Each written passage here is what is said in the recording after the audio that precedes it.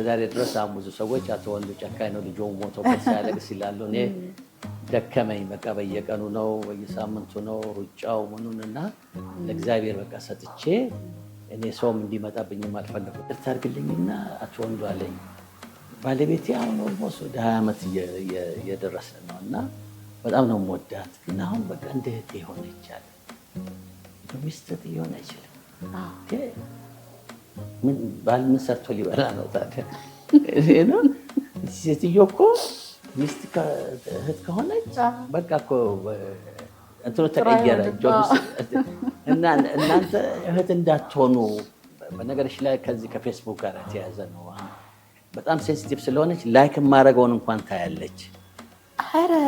ላይክ የማደርገውን ቆጥራ ማነች እቺ ማነች ትለኛለች። ገብተሻል? እና እኔ አላጋቸውም እኮ እኔ ለምሳሌ የሆነ ነገር ሰርተው ማነች እቺ ትለኛለች። ወንዶች ፈርተዋል ለትዳር አንድ፣ ሁለተኛ ቁጥራቸውን ማንሷል። ሴቶች በስተናል፣ ኃይለኛ ሆነናል። ራስ መቻል መጣና ደግሞ ልታጠር ነው ወይ ማለት ነገር አለ ይባላል። አቶ ወንዱ በቀለ ፍቃደኛ ሆነው ጊዜዎትን ሊያካፍሉን ስለሆነ በጣም አመሰግናለሁ። እኔም ስለጋበዛችሁኝ በጣም አመሰግናለሁ። እስኪ እንተዋወቅ። ስሜ ወንዱ በቀለ ይባላል። ተወልጄ ያደግኩት ምስራቅ ሐረርጌ ነው። ደደር አካባቢ፣ ደደር ወረዳ አካባቢ ነው። እንግዲህ አሁን የፊታችን ህዳር 71 ዓመቴ ይሆናል። ሽማግሌ ነኝ። እንኳን አደረሰን። ያው የመጀመሪያ ዲግሪን ከአዲስ አበባ ዩኒቨርሲቲ ነው በስነ መንግስት የወሰድኩት። በቀጠል ሁለተኛ ዲግሪ በልማት አስተዳደር ስራ አመራር ማስተርስ ዲግሪን ሰርቻለሁ። በስራ ዓለም እንግዲህ ወደ 40 ዓመት ሊሆነኝ ነው። ባለ ትዳር ነኝ። ከወይዘሮ አምሳለ ጋራ 41ኛ ዓመታችንን ይዘናል እና 3 ልጆች አፍርተን አንድ ልጅ በካንሰር ምክንያት ከተለየን በስተቀር እንግዲህ አሁን የልጅ ልጆች አይተናል። አሁን የማቴዎስ ወንዱ ፋውንዴሽን፣ ድሮ ማቴዎስ ወንዱ የኢትዮጵያ ካንሰር ሶሳይቲ ይባል ነበር። ከዛ ከመሰረቱትና አሁን ደግሞ የዋና ስራ አስፈጻሚ ሆኜ በመስራት ላይ ይገኛለሁ። በጣም ጥሩ። እኔ እንግዲህ እርስዎ በህይወት ልምዶ በጣም ብዙ ነገር የሚያካፍሉ ሰው ነው ይታወቃል። መነሻችንም የማቲያስ ወንዱ ካንሰር ፋውንዴሽን ነው። እሱን መስርታችሁ ለብዙዎቹ እየተረፋችሁ ነው ያላችሁት ከነ ቤተሰቡ ማለት ነው። እና እስኪ የእሷ መሰራረት በእርግጥ ይታወቃል። ልጆት 3ኛ ልጆት በካንሰር ታሞ ስላረፈ ነው። ከዛ በኋላ ይሄ መነሻ ሆነ። ከዛ አካሄዱ ምን ይመስል ነበረ? ከሱ እንጫወት። እንግዲህ ማቴዎስ በነገርሽ ላይ እኔና ወይዘሮ አምሳለ 2 ልጆች ስለነበረን አንድ ወንድ አንድ ሴት በቃ ሂሳብ ዘግተን ቁጭ ብለናል እና ለ3ኛ ልጅ በማናስብበት ጊዜ ነው እንግዲህ ዘመድም ጓደኛም ሁሉም ለምን አትወልዱም ልክ እንደተላከ ሰው ማለት ነው እና በጣም አስቸገሩን እና ትዝ ይለኛል ሴቷን ልጄን ከወለድን በኋላ ወደ 10 ዓመት ሆኗት እንግዲህ ባለቤቴም እኔም ባላሰብንበት ሁኔታ ላይ ተሸነፍንና በኋላ ማቴዎስ ወደኛ ህይወት ሲመጣ ብዙ ዝግጅት ማድረግ ነበረብንና እንዳጋጣሚ ሆነው እዚሁ ሰፈር ነበር የምንኖረው። ቦሌ አዋሪ አካባቢ ነበር የምንኖረው እና ቦሌ ሚካኤል አካባቢ ቤት ያው ከሌሎች ጋር አፓርታማ አብረን ሰርተን እንግዲህ ይታይሽ እሱ የተወለደታ ነው እዛ የገባ ነው እና እዛ ቤቱ ብቻ ሳይሆን አዲስ እቃዎቹ በሙሉ ሶፋው፣ አልጋው፣ ቴሌቪዥኑ ምኑ ሁሉ እሱ የተወለደታ ነው እና የገባ ነው። በኋላ ላይ ግን 2 ዓመት ነው አብረን የቆየ ነው። ከዛ በኋላ ለሕክምና ለቼክአፕ አሁን ዛሬ በህይወት ያሉ አይመስለኝም ዶክተር በላቸው ይባላሉ። የህፃናት ሐኪም ናቸው። ቅዱስ ገብርኤል ሆስፒታል ነበሩ እና እዛ ለምርመራ ለቼክአፕ ይዘን ስንሄድ ነው ገና ሲያዩት ይሄ ልጅ አልነጣባቸውም ያሉ። ምን ጠረጠሩ ስንላቸው እስቲ ቆይ ይሄንን ሲሉ ቆየንና መጨረሻ ላይ ወደ 4 ሰዓት 5 ሰዓት ሲሆን አይ እንግዲህ ካሁን በኋላ የትም ይዛችሁት እንዳትሄዱ ካንሰር ሳይሆን አይቀርም እና ወደ መቅደላ ክሊኒክ የሚባል አሁን ፕሮፌሰር ቦጋለ ወርቁ ይባላል እዛ ጋር ወሰደን ላኩን። እዛ ስንሄድ እሱም እንደዚሁ በጣም ደነገጠ። አየና አይ ካሁን በኋላ የትም ይዛችሁት እንዳትሄዱ ጥቁር አንበሳ ይዛችሁት ሄዱ አለን። ጥቁር አንበሳ ስንሄድ ልነግርሽ አልችልም። ጥቁር አንበሳ ያው የካዥዋልቲ ዋርድ የሚባለው ድንገተኛ ክፍል በጣም የተዘበራረቀ ነው። ብዙ ሰው ነው ያለው፣ ስርዓት የለውም። እና በቃ እኔ ዘራፍ አልኩኝ። እኔ እዚህ አይተኛም ወይ ትልልቅ ሆስፒታል መሄድ ያለበት ስል እዛ ስታስታምም የነበረች ሴትዮ አይ ክፉ እንዳይናገሩ ካንሰር እዚህ ሀገር ውስጥ ሕክምናው እዚህ ብቻ ነው ያለው እና ለእርሶ ብቻ ሳይሆን እንዳው ለባለቤቶ ስንል ነው ብላ አግዳሚ ወንበር ሰጠችን። ጊዜ ያሳች አግዳሚ ወንበር ላይ ያንን እኮ እንዴት ብዬ እንደምነግርሽ አላውቅም። አሁን አጎቱ ተኩቻ ነው የሚለው እና በጣም በቃ ሴቷ ልጄ እኛ ረሳችሁን በስተርጅና ወልዳችሁ በቃ ሁሉ ነገር ስለማት የሆነ እና ያን የመሰለ ልጅ አግዳሚ ወንበር ላይ ፍራሽ ተደርጎ እዛ ነው እንግዲህ አረፈ። ወደ ሳምንት እዛ ቆየን፣ ሲታከም ቆየ። ከዛ በኋላ እንግዲህ 7ኛ ፎቅ ላይ ቦታ ሲገኝ ወደዛ ሄድን። እንግዲህ እንደ አጋጣሚ ሆኖ የኔ ታላቅ ወንድም የኢትዮጵያ አየር መንገድ የደቡብ ምስራቅ እስያ ኤሪያ ማኔጀር ስለነበር ዛሬ መድኃኒት ከታዘዘ ነገ በቃ ይመጣል፣ ወይ ከዱባይ ወይ ከህንድ ይመጣል እና እንደ ማቲ ለካስ መድኃኒቱ ተሟልቶ ከታከሙ ሰው ይድናል ተብሎ እሱ በቃ 2 ዓመት ነው የያዘው። አሁን 4 ዓመት ሞላው። እንግዲህ ይታይሽ ሕክምናው በየቀኑ ነው፣ በየሳምንቱ ነው፣ በየወሩ ነው። በቃ ብድ ነው ያለው እና መጨረሻ ላይ ዛሬ ማቴዎስ መድኃኒት ይወስዳል ከተባለ 3-4 ልጆች ናቸው የሚጠብቁት በሱ በተረፈው ለመታከም። እንደ አጋጣሚ ሆኖ እንደዛን ታከም የዳኑ ሰዎች አሉ እና አሁን አይም እንግዲህ ማቲ ከ2 ወር ከ3 ወር በኋላ ሕክምናን ይጨርሳል ተብሎ ሐኪሞች ነገሩን። ከዛኛ አሁን ትምህርት ቤት መፈለግ ጀመርን። የት ነው የምናስተምረው፣ የት ነው የሚማረው ምናምን ብለን እየፈለግን እያለን አንድ ቀን እንግዲህ የተለየ ትኩሳት ካያችሁ እንዳታወላውሉት በአስቸኳይ ይዛችሁ ስላሉን ትንሽ ትኩሳቱ ስለጨመረብን ይዘን ስንሄድ አገርሽቷል አሉ። ምንድነው አገርሸት ስንላቸው አይ እንግዲህ አሁን እስከዛሬ ድረስ የተሰጠው ሕክምና ሁሉ በቃ እንደተበላሸ እንደረከሰ ነው የሚቆጠረው። እንደ አዲስ ሕክምና መሰጠት አለበት። ያ ሕክምና ደግሞ ኢትዮጵያ ውስጥ አይሰጥም፣ ውጭ ሀገር ሄዶ መታከም አለበት ተባለ። እንግዲህ ለማሳጠር ያህል ህንድ ሀገር፣ ደቡብ አፍሪካ፣ አውሮፓ፣ ካናዳ፣ አሜሪካ በዓለም አቀፍ ደረጃ እንግዲህ ከዛም በፊት እሱን ለማዳን ጥረት ሲደረግ ስለነበረ በኋላ ላይ አሜሪካን ሀገር ዳን ሬኖልድስ የሚባል ዶክተር ነው ከኦሃዮ ቴኔሲ፣ በዚህ በአቶ ሰለሞን ነጋ በሚባል ወዳጃችን አማካኝነት ተገኘ። ሕክምናውን ናሽናል ካንሰር ኢንስቲትዩት የሚባል አሜሪካን ሀገር ባልቲሞር ሜሪላንድ ላይ እኔ ወስደዋለሁ አለ። አሁን እንግዲህ እኔ ወስደዋለሁ ሲል የመቅኒ ለውጥ ነው የሚደረገው፣ ቦን ማሮ ትራንስፕላንት ነው የሚደረገው እና እኔ ከመደሰት የተነሳ ባለቤቴን እና 3 ልጆቼን ይዤ ናይሮቢ ልሄድ ነው። ምክንያቱም ናይሮቢ አይጠፋም፣ ምክንያቱም ኤችኤልኤቴስ ኢትዮጵያ ውስጥ የለም ስለተባለ እዛ ይዤልሽ ልሄድ ስል አንድ ሐኪም ነው እግዚአብሔር ይስጠው እዛ ናይሮቢ ድረስ ሄደ። ኤችኤልኤቴስ ካልተሰጠስ ለምን ትለፋ ለምን አታረጋግጥም ማለት ከዚህ ሄጄ ኬንያ ኤምባሲ ጠይቃቸው ኤችኤልኤቴስ ናይሮቢ አይሰጥም፣ የሚሰጠው ደቡብ አፍሪካ እና ግብጽ ብቻ ነው አፍሪካ ውስጥ አሉን። ከዛ ለናሽናል ካንሰር ኢንስቲትዩት ስነግራቸው እነሱ ብልቃጥ ላኩልን፣ 5 ብልቃጥ። እኔ ባለቤቴ እና 3 ልጆች የሆነን በአርሾ አማካኝነት ደማችን ተቀዳ። ከዛ በፌደራል ኤክስፕሬስ በኩል ወደ አሜሪካን እንደተላከ። ከዛ ትልቁ ልጄና ትንሹ ልጄ 6 ከ6 ማች አረጉ ማለት ትልቁ ልጄ ለትንሹ ልጄ ዶነር ሊሆን ይችላል ማለት ነው። እና ከዛ ደስ አለን። ከዛ እንግዲህ ቲኬት ዋሽንግተን ደግሞ የሚያርፉበት ቦታ ቤቱ ይገርምሻል፣ ያው ግማሹ የተሟላ አይደለም፣ መዝናኛ ቦታ የለውም፣ መጫወቻ ቦታ የለውም፣ ማረፊያው እንደዚህ ነው ምናምን ሲባል መጨረሻም ተገኘ። ቲኬትም ኢትዮጵያ አየር መንገድም ለማት ሰጠን። ምክንያቱም የኢትዮጵያ አየር መንገድ የአየር ትራፊክ ተቆጣጣሪ ባለስልጣን የሚባል ነበር። የአይሮፕላን ትራፊክ ተቆጣጣሪ ስለነበርኩ ያንንም ከግምት አስገብተው ቲኬት ሰጡት ለማቲ። እንግዲህ ዛሬ ነገ እንሄዳለን ስንል ማቲ ያው እስካሁን ማረሳው እንደ ጥፋትም አይደለም፣ ግን ያው ሬሚሽን ውስጥ ሆኖ መምጣት አለበት። ሬሚሽን ውስጥ ሆኖ መምጣት አለበት ማለት ከሰውነት ውስጥ ያለው የካንሰር ሴል ጸድቶ ተገለው እዛ ሲሄድ በቃ ለቦን ማሮ ትራንስፕላንት ምቹ እንዲሆን እንዲደረግ ነበር የተባለው እና ከዛ አሁን ቢሆን አዎ በቃ ኬሞቴራፒ ወስዷል ነበረ። ግን ያኔ ያው እሺ አልኳቸው።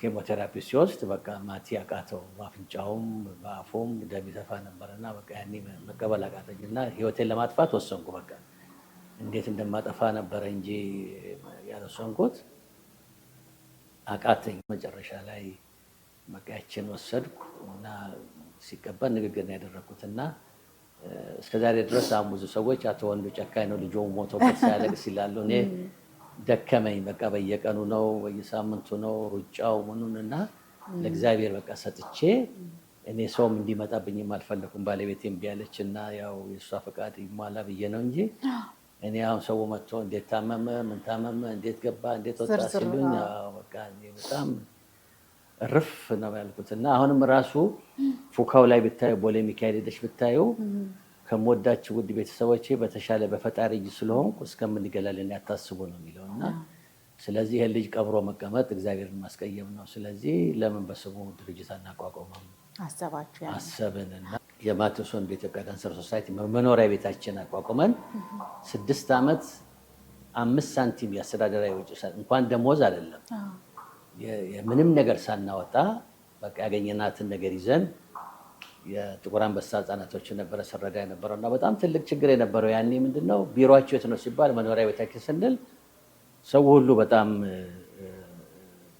ዝቅ አድርጎ ነበረ የሚያን እና ትዝ ይለኛል ባለቤቴ ፈቅዳልን መኖሪያ ቤታችን ወንበርና ጠረጴዛ አድርገን ነበረ የምንሰራው።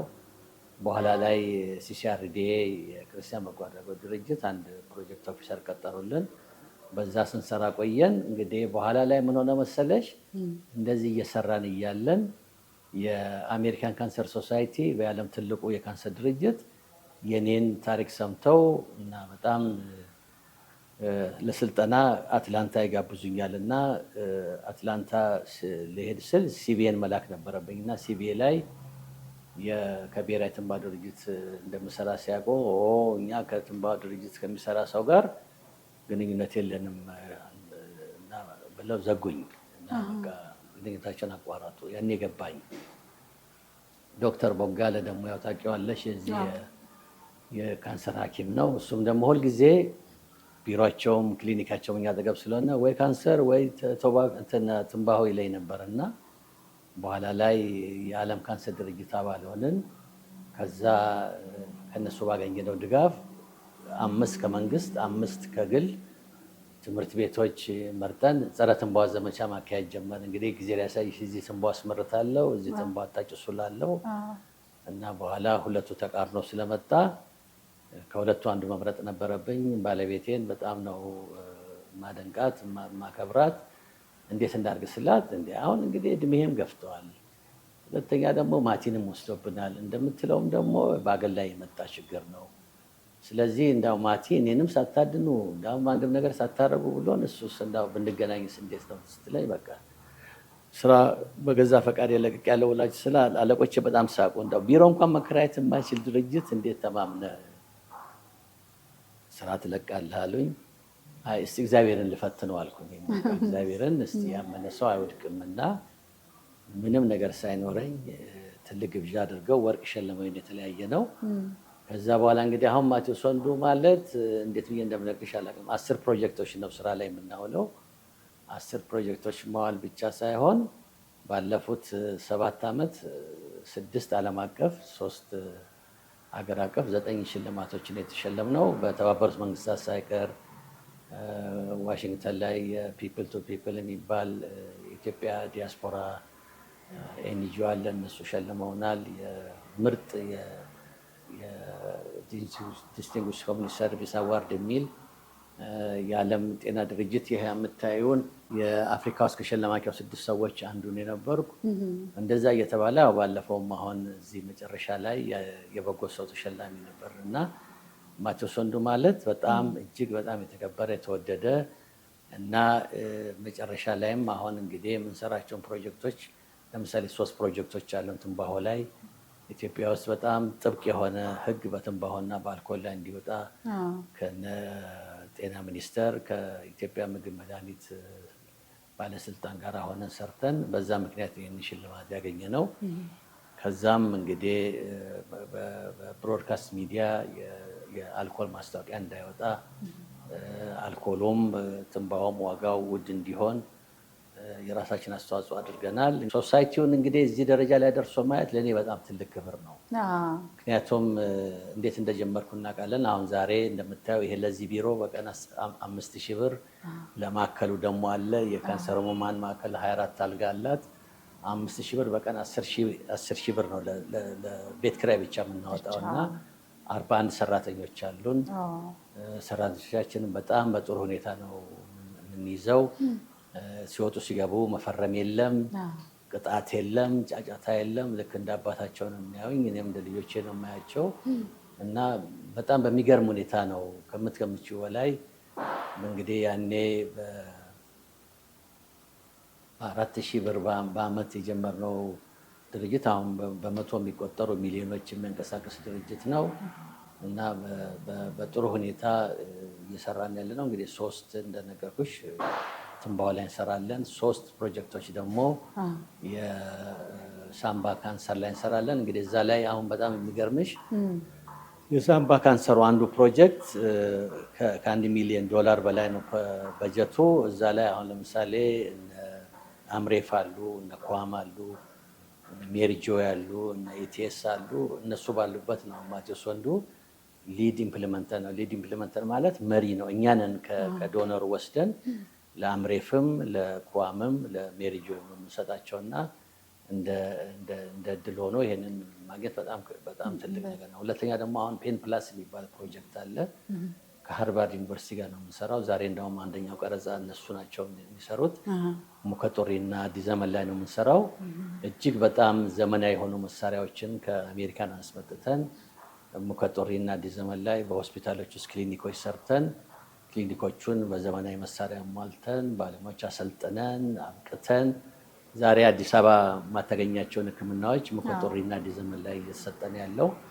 አሁን ይህን ፕሮጀክት ወደ 150 ሆስፒታሎች ውስጥ ከፍ ለማድረግ ጥረት ላይ ነው ያለ ነው። ወደ በብዙ ሚሊዮን የሚቆጠር ዶላር የሚያወጣ ፕሮጀክት ነው። ይሄ ራሱን የቻለ በጣም ትልቅ ስራ ነው። ሌላው እንግዲህ ምግብ ላይ እንሰራለን። አሁን ሰዎች ምግብ በደንብ እንኳን በልተው የማያውቁ ህብረተሰብ ውስጥ ሆናችሁ ስለ ምግብ ትላለን። ምንም ድሃ ብንሆን የምንበላውና የምንጠጣውን ህብረተሰቡ ማወቅ አለበት እና እዛ ላይ እንግዲህ ከጤና ሚኒስቴር ጋራ እና ከሚመለከታቸው ጋር ሆነን እዛ ላይ እየሰራን ያለ ነው።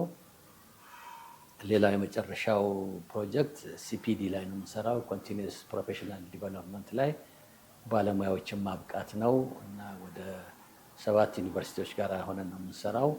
ቅድም አንዱ ያልገለጽኩልሽ የዚህ ማነው ለን ካንሰር ላይ ከ5 ዩኒቨርሲቲዎች ጋር እንሰራለን። ከአዲስ አበባ፣ ከጥቁር አንበሳና ከቅዱስ ጳውሎስ፣ ከጎንደር፣ ጅማና ሐዋሳ ጋር እንሰራለን። የኤምዲቲ ቲም አብቅተን እየረዳናቸውን ያለ ነው እና ማቴዎስ ወንዱ ማለት አሁን እንግዲህ እግዚአብሔር ፈቃዱ ሆኖ እግዚአብሔር ይስጣቸው ለጠቅላይ ሚኒስትራችንም ለወይዘሮ አዳነች አበቤም አሁን መጨረሻ ላይ እዚህ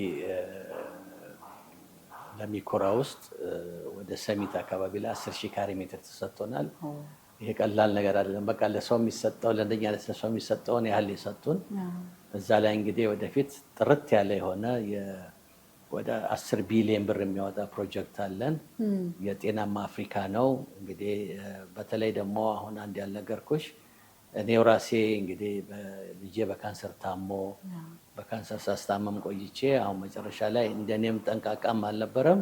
አሁን እንግዲህ ዛሬ 50 ዓመት እድገት በህብረት ትግራይ ነበር የዘመትኩት። እዛ ስዋኝ የቢላርዚያ የሚባል ሶማይሰስ የሚባል ህመም ይዞኝ በስንት መከራ ነው የተረፍኩት።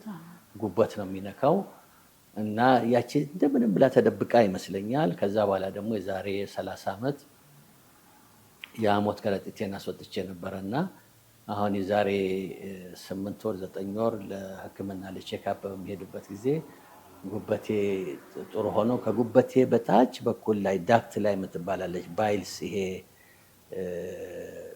ከጉበቴ በታች በማንኛውም መሳሪያ ልታየው አትችይም። ኢትዮጵያ ውስጥ በሲቲ ስካን እና በአልትራሳውንድ ምናምን አይታይም። እና በተለይ ደግሞ እኔ የምወስደው ሕክምና ኬሞቴራፒ ብቻ ሳይሆን ኢሚኖቴራፒ ይጨምራል። በጣም በጣም በጣም እጅግ በጣም ውድ ነው እና በጥሩ ሁኔታ እየታከምኩ ነው ያለሁት።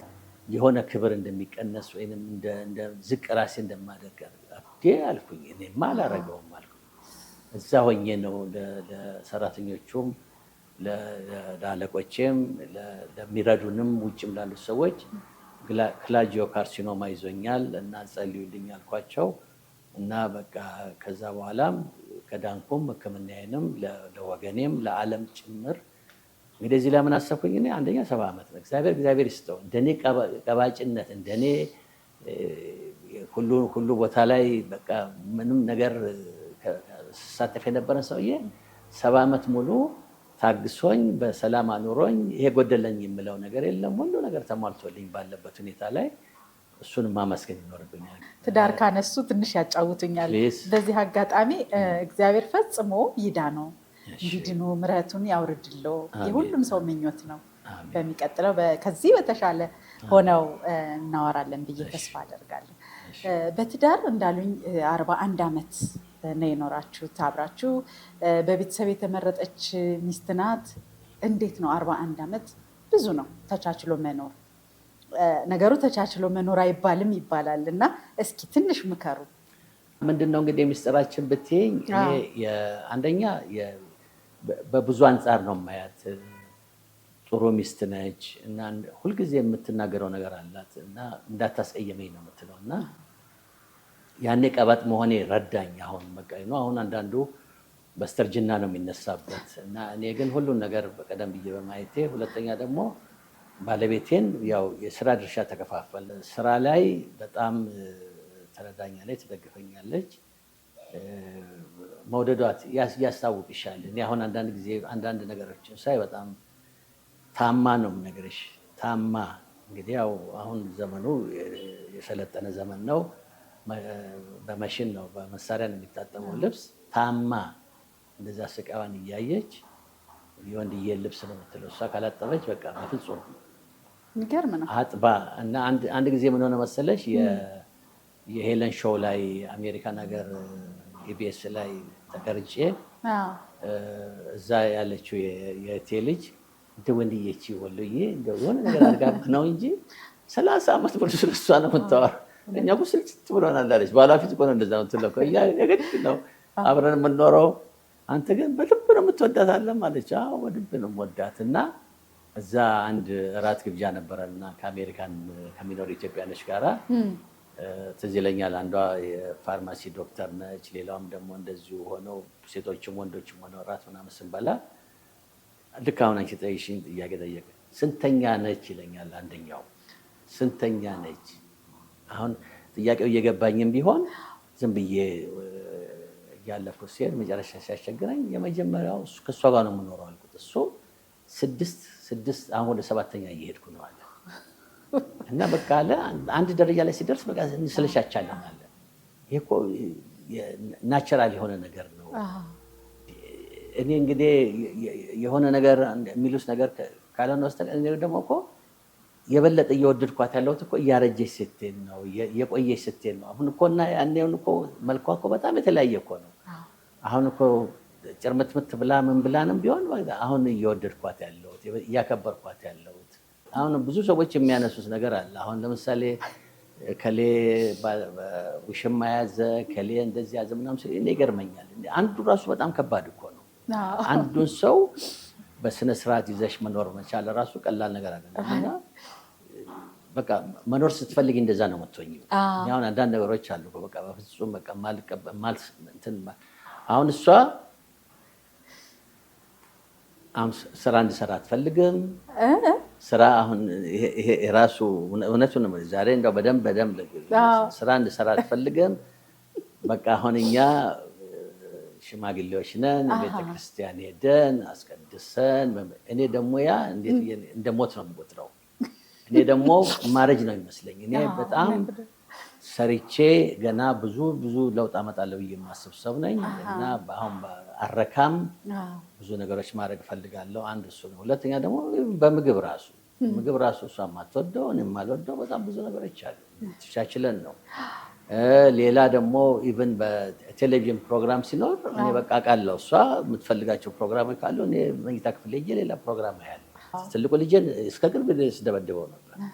እኔ ሴት መደብደብ አልወድም እና ሴቷንም ባለቤቴንም ነክቻቸው አላውቅም እና ወደዛ የሚወስደኝ በነገሮች ላይ ከዚህ ከፌስቡክ ጋር የተያያዘ ነው።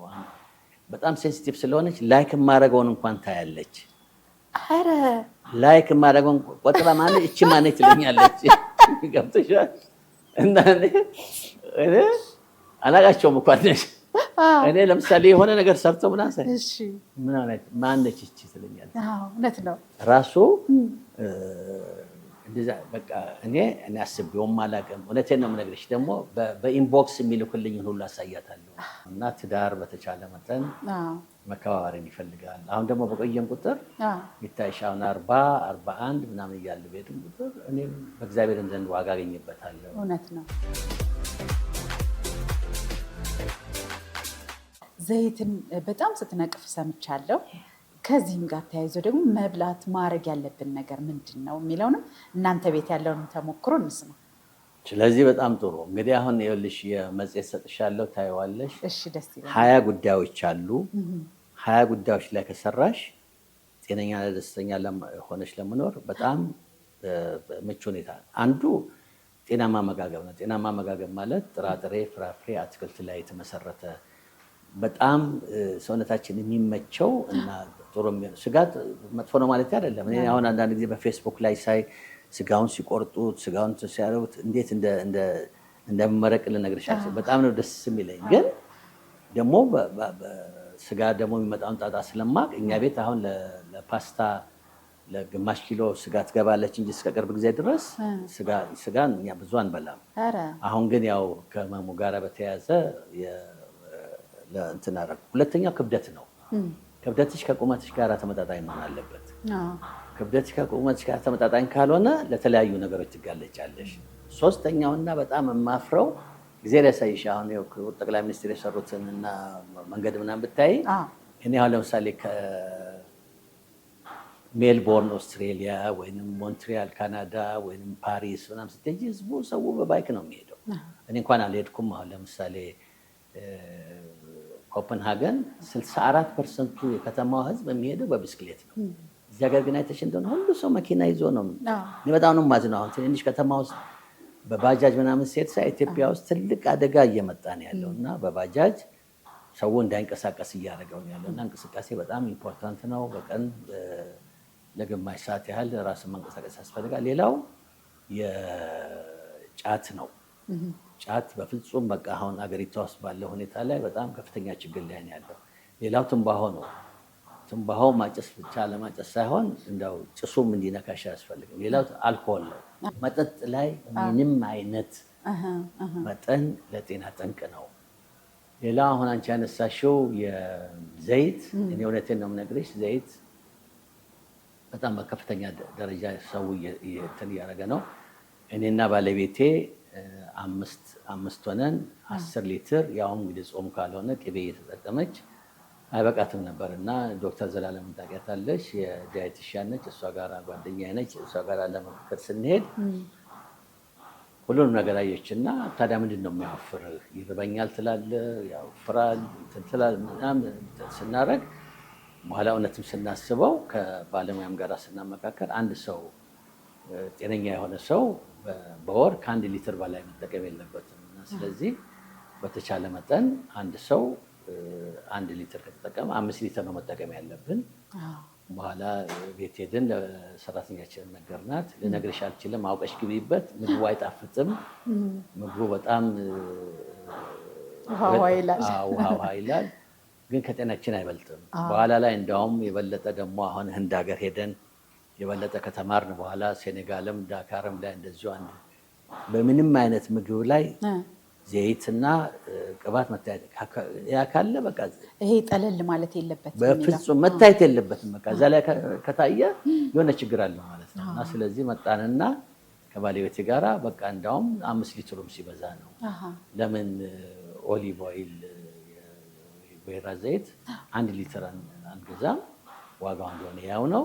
ስለዚህ አሁን በወር 1 ሊትርም አጨረስም። ያው ለቤተሰብ እንግዲህ አልፋ አልፋ ለሌላ ዘይት ትጠቀማለች። እና ዘይት የመጥቀሙን ያህል የመጉዳት ደግሞ ባህሪው በጣም ከፍተኛ ነው እና አላስፈላጊ ስኳር ለምሳሌ አሁን ስኳር ብትወስጂው አሁን የሶዳ መጠጦች እና ሌሎችን ብታይ ሌላ ዓለም ላይ ተማሪዎች ባሉበት ቦታ ላይ እንዳይሸጡ እየተደረገ ነው። ምክንያቱም እያንዳንዷ ቦትል ውስጥ ጠርሙስ ውስጥ በጣም 78 ማንኪያ ስኳር ነው በጥብጠው የሚሸጡልን እና በተለይ አሁን ማንጎ ጁስ፣ ጁስ የሚሉት እንኳ በፍጹም በቃ ከናቹራል ከሆነ ከተፈጥሮ ማንጎ ጋር ምንም ግንኙነት የለም። ዝም ብለው ሰፕሊመንት ነው በጥብጠው የሚሸጡት እና አንድ እሱ ነው። ሌላው ውሃ ነው። አሁን ውሃ በቅድም እንደነገርኩሽ በጣም ቀኑን ሙሉ ነው የምጠጣው። አሁን ሰሞኑን ስላልተመቸኝ ነው እንጂ ያው እዛች አድርጌ ፉል ውሃ ነው የምጠጣው፣ ለብ ያለ ውሃ ነው የምጠጣው።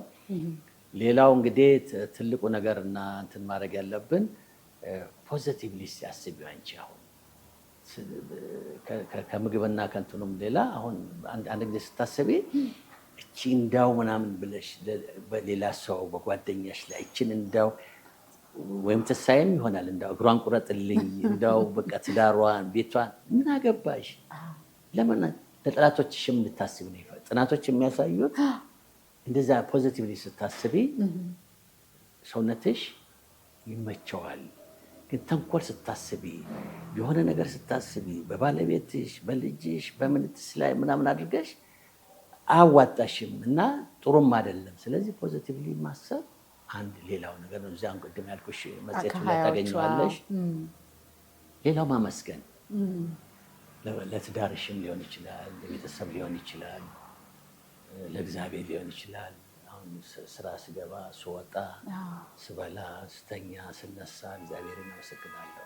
ሌላው መስጠት ደግሞ በአቅምሽ መሆን አለበት እና በተሻለሽ መጠን ከአቅምሽ በላይ ከሰጠሽ ነው ጉዳት አለው። ሌላው ሴቪንግ ነው። እዚህ ሀገር በጣም ትልቅ አፍሪካ ውስጥም ሌላው ዓለም ላይ ሴቪንግ ላይ ነው በጣም የሚበልጡት እና ሴቪንግ ላይ እንደዚህ አይነት ችግር አለ። ሌላው ደግሞ አሁን በተለይ ሴቶች ላይ መመክረው በጣም እንትን ማረገው አሁን ከባለቤቴም ጋራ እንግዲህ የምንጨቃጨቀው ምንድን ነው እሷ እንደ እናት እየሆነች ነው ያለችው፣ እኔ እንደ ልጅ እየሆንኩ ነው ያለችው። እኔ አሁን ያ በፍጹም በሌላ በኩል ደግሞ አንድ ነገር ባለፈው ኢትዮጵያ ቴሌቪዥን ማርች 8 ቀርቤ እዛ ላሉት ሴቶች ስነግራቸው ነበር እና ጓደኛዬ ነው እና አንድ ጊዜ ወደ ክፍለ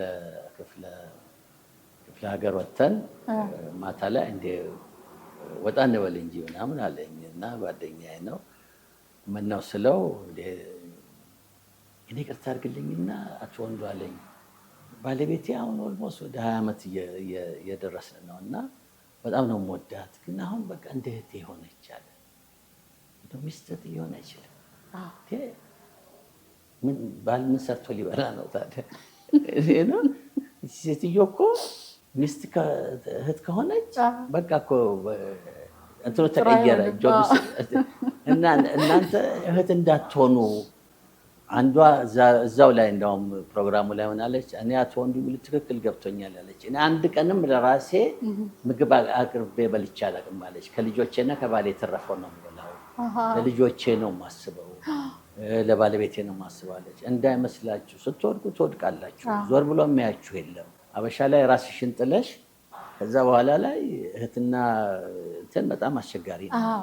እንዴት ነው ሴቶች ከ20 ዓመት በኋላ ሆነ እንዲህ ከ40 ዓመት በኋላ እናትና እህት ሆኑ ሲባል እንክብካቤ ሲያበዙ ነው? እኔ እንደዛ እየተሰማኝ ስለሆነ ኖ እንክብካቤ ምናምን አይደለም እንደ ዩ ሃቭ ቱ ቢ በቃ ሚስትነትሽን ንጽህናሽን መጠበቅ አለብሽ። አትራክቲቭ መሆን አለብሽ። እንደ ባልሽም ሲያይሽም እንደው እንደ ራስሽን ትለሽ እንደው ነጠላና ምናምን አድርገሽ ሽማ በቃ ምልሽ እሱም እንዴ ይደበራል። አሁን እንክብካቤው እኮ መጥፎ አይደለም።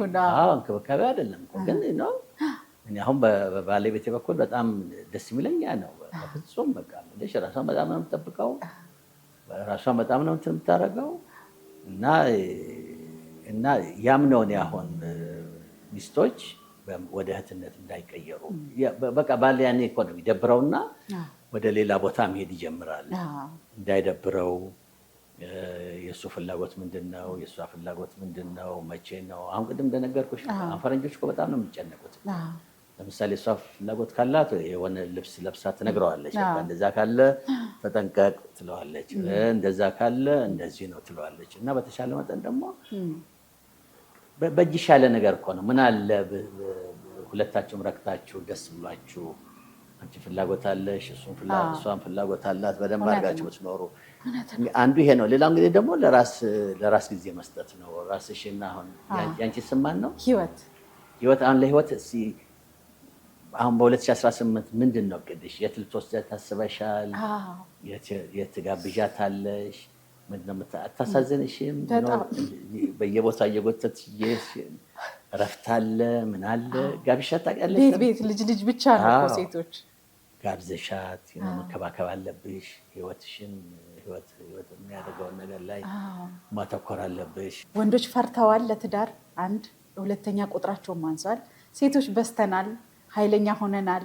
ራስ መቻል መጣና ደግሞ ልታጠር ነው ወይ ማለት ነገር አለ ይባላል እና አንድ እሱ ነው። ሁለተኛ ደግሞ ወንዶች እንደ አውሬው ሰጂው እንደ ለማዳ አውሬው ሰጂው፣ ሴቶች ብልሆች ናቸው። ካወቃችሁበት ወንድን ማሸነፍና መቆጣጠር ያልቻለች ሴት እኔ ሴት ነች ብያለሁ። በጣም ማወቅ መቻል አለባችሁ። እጇ የገባውን ሰው አስተካክላ እንደምትፈልገው ማድረግ በጣም በእጃችሁ፣ በፍቅር በልህና በቁጣ አይደለም፣ በፍቅር ግን የሚቻል ይመስለኛል። እና እኔ አይ ቲንክ ወንዶች ደግሞ ያው ቅድም እንደነገርኩሽ ምቾት ይፈልጋል። እንደው አሁን ባለቤቴም እዛም ኢቢኤስ ላይ ያገለጸችው ወንድ ልጅ ሆዱን ይወዳል ትላለች። እኔ እንግዲህ ሆዱን ይውደድ አላውቅም፣ ብቻ ግን እንክብካቤ ይፈልጋል፣ ነፃነት ይፈልጋል፣ መከበር ይፈልጋል። በተሻለ መጠን ደግሞ ለሰው ክፉ አታስቢ፣ በተቻለ ሰውን ለመርዳት አስቢ። እኔ በጣም ነው ሰው እንዲጎዳ አልፈልግም። ሰው ብችል እንኳን ነው የምልሽ፣ ብችል እንኳን ያስቀየሙኝ ሰዎች መጉዳት አልፈልግም። እግዚአብሔርን ሁልጊዜ የምጠይቀው ያንን ነው። እንደዚህ አይነት እውቀትና ችሎታ እና አቅም አትስጠኝ ነው የምለው። ይለፈባኝ በቃ እነሱ ኢንጆይ ያድርጉት በቃ። አንዳንዶቹን አሁን ሰራተኞች አሁን ሲያበላሹ ምናምን ስነግራቸው መቀጣትም ያለ አይመስላቸውም። እና አንዳንድ ጊዜ እንደዚህ ነው ምናምን ስላቸው እንዴ ይላሉ። ላይፍ እንደዛ ነው እንግዲህ። ሌላ ጊዜ ደግሞ በደንብ ተገናኝተን እንጫወታለን። በጣም ነው የማመሰግነው። ብዙ ቆንጆ ነገሮችን ምክሮችን ነግረውናል። እናመሰግናለን።